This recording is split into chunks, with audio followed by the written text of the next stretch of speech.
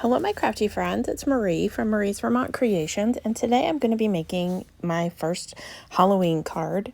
It is my goal to make several of these throughout the season. So I'm using this stamp set from Simon Says Stamp. I'm going to be using these Electropop inks because I wanted to have some really bright colors, and then this spiderweb stencil from my stash. So I'm going to take a piece of cardstock, and this is cut to 4 by 5 1/4.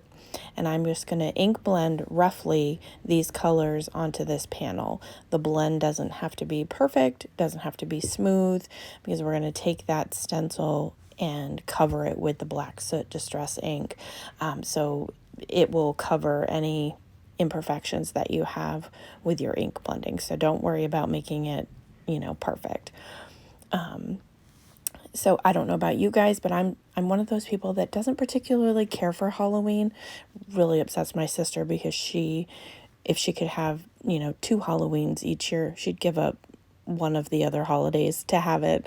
But I absolutely love making Halloween cards and projects. So if there's anything that you would like to see, definitely leave me a comment down below or let me know, do you like making Halloween cards, or is that just not your thing? Because I find you can give them just with a little note, because, Halloween's not exactly one of those card holidays, but you make it work.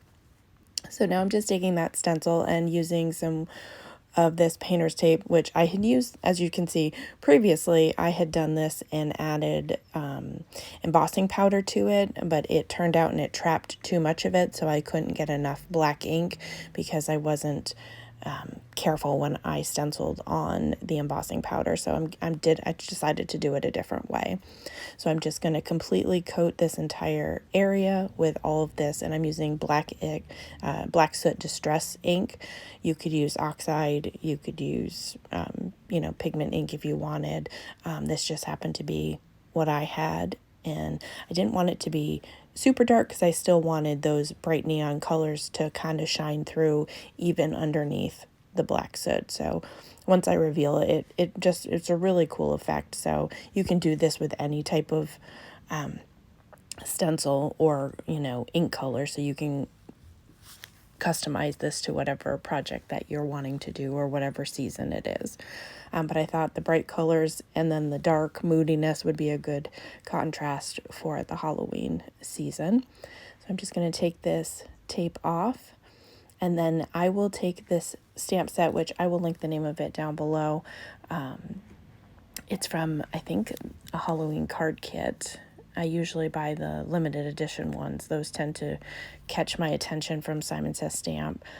So this is just a scrap of white cardstock, and I'm going to put the Happy Halloween sentiment into my mini Misty and stamp it with some of the black ink, just to get a good impression.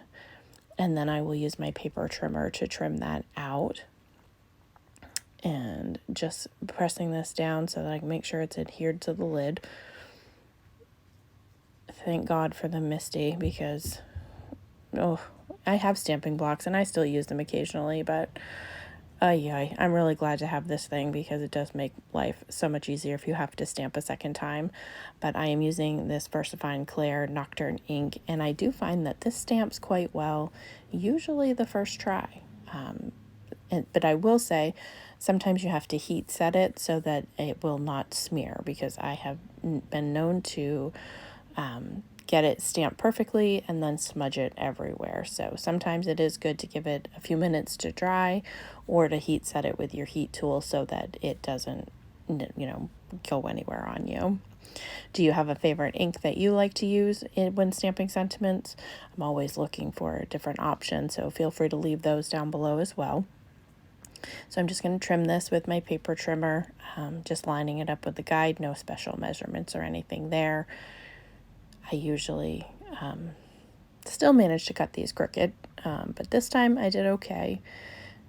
Just going to get that leveled. You could also add foam tape to the back of your sentiment to give it a little dimension if you wanted, but I decided to glue everything down flat, so I will just use some liquid adhesive to adhere the sentiment strip to the front of my my ink blended panel, and then do the entire panel to my regular card base, and it's going to be an A2 card base, which is 5.5 by 4.5, 4.25, 4.25. Doubting myself there. Wow.